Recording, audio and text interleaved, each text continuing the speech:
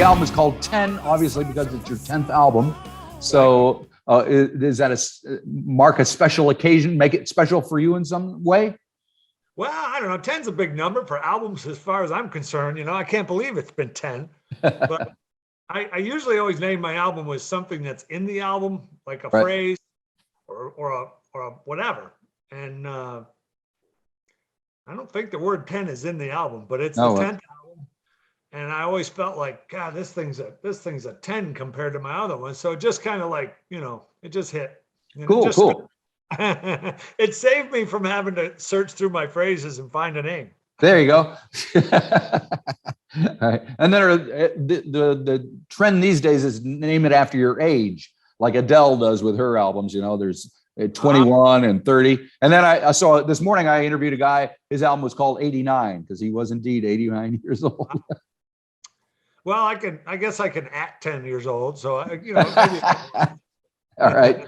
So you recorded in Nashville at Peter Frampton's studio. Is that correct? I did.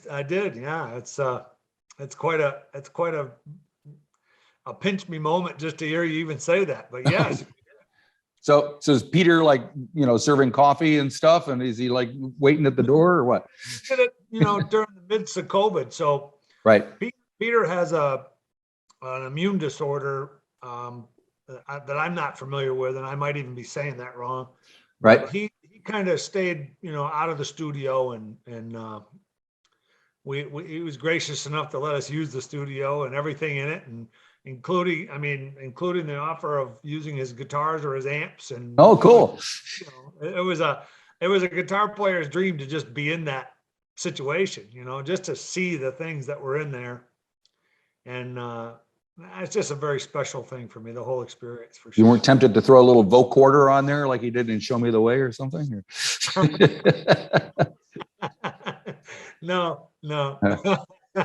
So who were you working with, and what was the kind of the situation like? Did you have a producer working with you, or did you produce it yourself?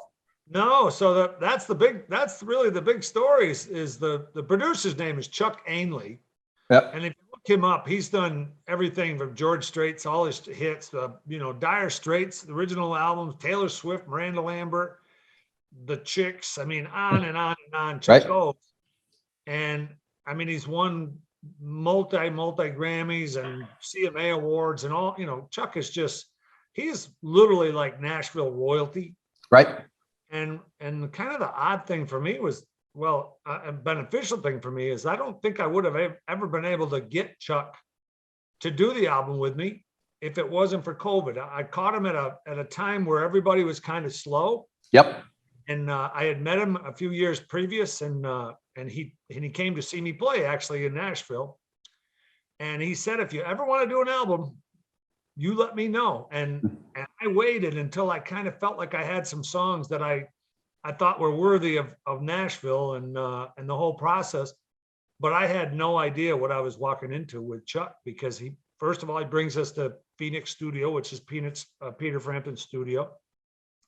Then he brings in Greg Morrow on drums, Glenn Worf on bass, Rob McNally on guitar, and Michael Rojas on keys. And every one of those guys were just musical geniuses. And I remember like the second or third day that I was there, I was standing in the main room and my phone rings and I pick it up and it's Vince Gill.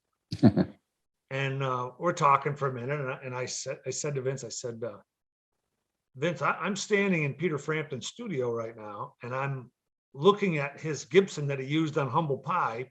Right. And I'm talking to Vince Gill. Watch what you wish for, buddy. And Yep. Oh my God. And then he says, well, who you got playing? And I told him, you know, Greg Morrow, Glenn Worf, Rob McNally, Michael Rojas. He says, Albert, those are the best players in Nashville. There you go. And I mean, just experience with those guys it's just mind blowing to me. I've never been around musicians that were that genius with their art.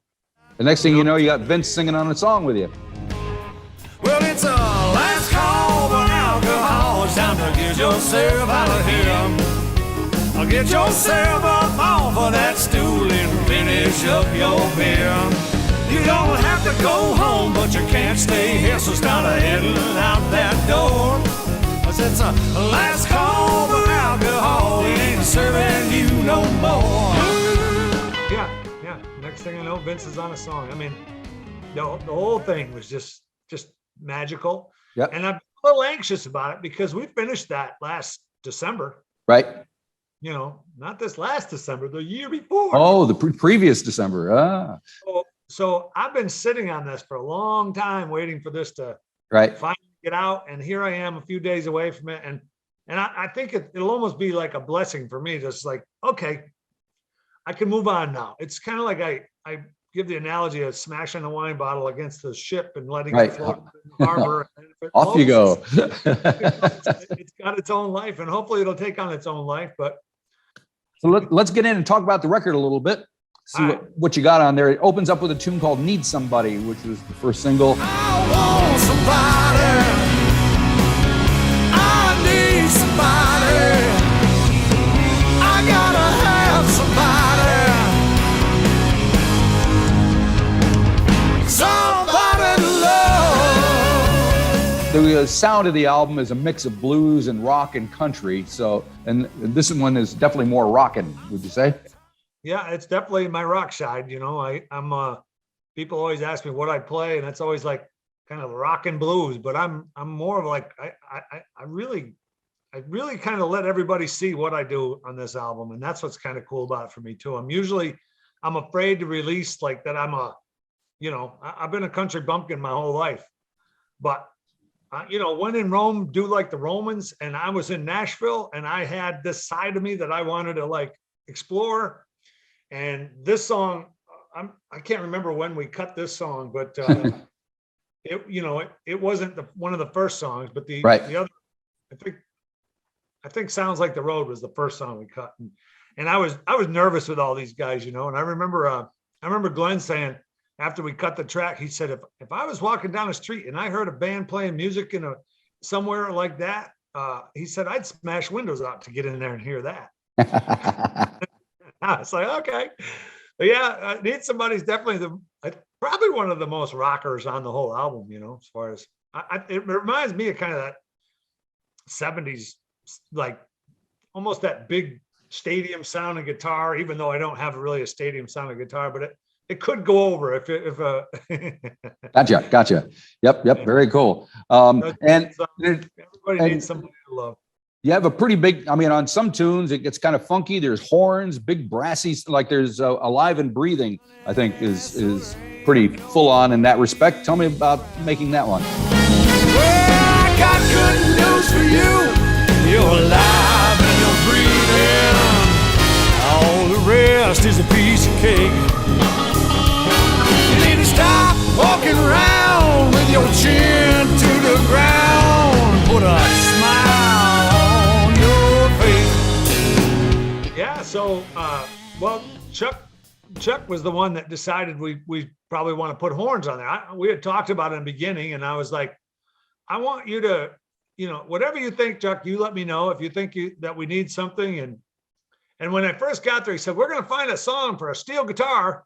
And we never did. Okay. Know my music. He's like, yeah, that's probably not going to fit on this album, but it probably could have. If he wanted to do it, he'd make it sound good. He Right. was that type of guy, or is that type of guy. And so, yeah, on that song, he said, I think we need horns on that one. There's horns on that one, and there's horns on I Got You Covered, which is kind of a more standard traditional style of blues song, rock and blues anyways. Right. And Chuck brought in the horn section. I mean, these guys were incredible. And the main guy wrote the parts for that. Right. I mean, it all sounds like it was meant to be, it's like, it's just so much fun. And then to watch that all happen and see Chuck work with these guys and, boss them around in a way that they're not being a bossy guy, but guiding them of what he wanted and how he wanted it and explaining. And he worked for, for this album, I went down for the initial first week with the band, and then we came back and I finished up vocals, and we did the horns and backgrounds and all the other stuff in the last week. So it was fun to watch that all happen and watch these pros come in. I mean, Yep. there's no such thing as a second take with those guys down there. Right. They just, bam, they just hit it. And Nice. literally all my songs, they would start with me in the control room, just playing it on acoustic form. Like, here's my song. Right. And when I'll discuss it, what do you think about this? And let me hear the bridge again. What's the chord on that? I'd show them all, and they'd write out little charts, and we'd go in the studio and cut the record. You know, There you so go. it worked. And they'd go through it like maybe once, twice, maybe even a third time, gets a sense. And Chuck would say, hey, Greg, why don't you try something on the snare? Albert, you like that? You know, in constant communication. Right. Of course, I'm sitting there going, oh, it sounds everything sounds great. You guys are awesome. You guys are so talented. Of course, it sounds great. Cool. I'll tell you, one of my favorites is Two Hands. It's got this great piano, rollicking piano going all the way. It's a real rocker as well. What can you tell me about that one? So if you're looking for respect, you're gonna have to earn it with me. There ain't one thing in this world that you're ever gonna find for free. Don't ever be putting down a working man, cause that's the one thing I won't stand. Cause every single little thing I got it with my own two hands. That's kind of a country rocker, I think. And I think that's one of my favorites too, even though it's kind of like hard with this one because there's so many different moods. Right. But Two Hands is simply this right here, you know, and everything I've ever got, I got it with my own two hands. And that's probably, you probably relate to it because you got to be the same, you know, we're all the same. And what's cool about that song is about the second or third night, after you know, being in the studio all day, I went to dinner by myself, and it's COVID, so there's nobody in the place, and I'm There you go. at a bar, and I had the idea for that song in my head, and I sat at the bar with that in my head, and I wrote that song on my phone while I was eating my dinner. Nice. And I went into the studio the next morning. I got there a little early, and I brought my, you know, got the acoustic guitar, and I kind of worked that song out. And when the guy showed up, I said, hey, I got this song. I want to try this one today. And they all loved it. They loved it right from the first get-go. And it was like, that got cut really fast. And then I told them, yeah, I just wrote that last night. And they were like, come on, you wrote that song is excellent. We love that song. And I was like, yeah, it just, you know, but I think the reason I did is because those people made me feel so calm and comfortable. And you know, I don't know if you use the term worthy is too, you know, self-discriminating, but they just made me feel so welcome, and Right. such geniuses that I honestly, I just felt like, man, these guys are on a whole different level. Gotcha. But like they said, you know, they can do this stuff, but they can't do the other, they can't, Right. you know, Yeah. even though I think they could, but whatever, you know, it was a beautiful mutual respect happening. And Cool. and I was awestruck with all of them because they'd be telling stories about this or that. Right. And it was just so much fun. So I think I saw somewhere you made a comment about this record, that it's more about the songs and the songwriting than your previous records have been in the past. So Right. When did that become obvious to you that was the case, and how? Well, that was my goal, really. I knew I had some. I mean, I think they're pretty good songs as far as Right. as far as at least if I can put it on my own level of songs. I mean, all the songs I've written, I think I've recorded about 100 songs of my own, you know, and just in 10 records. Right. You know, I Yep. usually have 12 to 14 Sure. songs or 13 songs, and usually I'm like one cover on my records. And my last one I did in Muscle Shoals, I actually wanted to do more of a cover record just because, and I ended up doing half and half, but I just wanted people to hear my version of this or how I relate to that. And I found that DJs that don't know you might play something they're familiar with. Right. And I was seeing that. So I was like, I got to give them what, you know, I'm just like I go to a show. I can determine within the first 15 minutes where that audience prefers to be. Sure. You know, I'm Yep, always yep. accurate with that, but I can kind of sense it from the years of doing it. So I tailor my set to go there. I don't ever use a set list. I'm there to entertain the people. Right. I try to play what's going on. And this album, that's why I reached out to Chuck. I was like, I think these songs, I really like some of these songs, and I think these could be really done well. And so, yeah, I mean, I get a lot of guitar accolades, you know, like people, you know, blah, blah.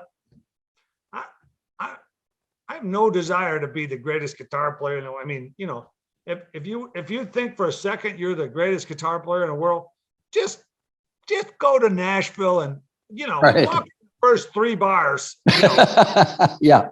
and you tell me that you're still the greatest guitar player that, you know, I mean, Gotcha. guitar is one thing, and, you know, and singing is another.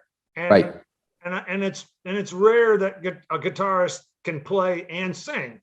I mean, I don't know, you know, they're certainly out there, but sometimes they don't sing as well as they play guitar, Yep. or vice versa. Yep. And a lot of those people, you take it limited again, they can't write their own music, so they're borrowing music. So I'm pretty fortunate that I can do that, because I can't tell you why I can do that. That's just something I can do. I mean, it got me a conversation with New Zealand. I mean, There you go. All right. Now, So more yeah. song oriented, and I specifically did not want, you know, you hear a lot of blues albums and they're like, it's a guitar solo with vocal interruptions. That's what these albums are. And I even get bored with that stuff. I'm like, Right. with some depth, you know? Yep. So I'm constantly looking for that. And it's hard to find. So I've tried to give it my best shot at that. And really it kind of came normal, kind of came natural. It wasn't like I had to go out of my way to write these things. That's just how I've evolved. That's just starting to happen. Right. And until this vessel floats out into the harbor, I don't think I'll start. I usually, on every record, I never start writing more songs until I get that out of my brain. Gotcha. Yeah. And now I'm doing a lot of interviews, and I'm doing this and that. And I'm talking with this, and I got to go drive to a radio station tomorrow, and I got to do this. And, you know, it's kind of like you're always occupied until that thing floats away. Gotcha. Hopefully it'll have its own. Now the album wraps up with a song called "I Remember," which is kind of a slow blues thing, kind of a meditative kind of thing. Why is that at the end of the record?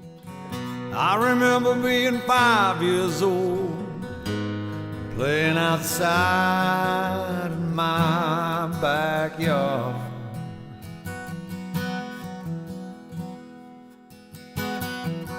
Not a worry in the world except to go inside when it got dark.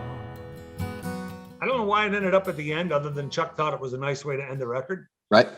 And I grew to respect very quickly whatever Chuck wanted. I was more than obliged, because he knows, you know. Yep. And it is a nice way to end it, I think. And that song is simply you know, hopefully you're related to that song too. I mean, it's just a simple song, really, but it's about what I feel, and that's it. You know, it's just exposing my thoughts. You know. So you're taking the show on the road? I am. Yeah, we are. We have not this weekend of the release. Then the following weekend we have 4 shows. We're going to do a live recording for XM Studios in Washington, DC. And then we just have 4 shows. And then I'm going to be off for about a month. And then I'm getting hot and heavy and just full. My wife and I are actually building our own house right now. So this was the timing. It was spring. It's time to so I'm going to be building as much as I can do in that month. Right. And then I'm going to get very, very busy with touring. And cool. And what kind of band are you touring with? So I tour with just 2 other guys. Oh, really? A drummer from Queens, New York. He's originally from Houston. His name is Warren Grant. Right. He's been with me for like 10 or 11 years. And we're best of friends off the stage and on the stage. And and he knows all 7 of my licks, so he can. And then my bass player is from Des Moines, Iowa, Right. and his name is Scott Sutherland, and I think he's the greatest bass player out there. I really do. He's nominated from the Blues Foundation this year for Bass Player of the Year. I hope he gets it. He should. He really should get it. Speaking of nominations, did you watch any of the Grammys? I did a little bit, but I think I went to bed early that night or something. I didn't watch it. Yeah. Some of that. I wish I did see it now. I don't know. Actually, to be fair, compared to the Oscars, it was a much better television program and a much better. It was at least about the music. It seemed like so. Whether or not you like everybody on there, that's everybody's got a different opinion about that. But at least it was about there was music involved. Whereas God knows what they were doing with the Oscars. Yeah, I mean, what a show! What a great. I mean, that's a lifelong dream for me, for sure. So right, cool, very good. All righty, well, thank you for taking time to talk to me. Good luck with the release on Friday, and sounds like you're gonna have a good time when you hit the road with this thing. Yeah, I am. Come on down here if you get a chance. We'll come. I hope to. I really want to come down there. Well, there's a big blues festival in Australia, which is just around the corner. So make it all work. I hope I can get an invitation to that, but I got to earn my invitation. So that's my goal. Well, after 10 albums, I would have thought you had. Well, fingers crossed for that. All righty. Very good. Have a great day. Thanks a lot. Thank you, Marty. All right, bye-bye. Bye.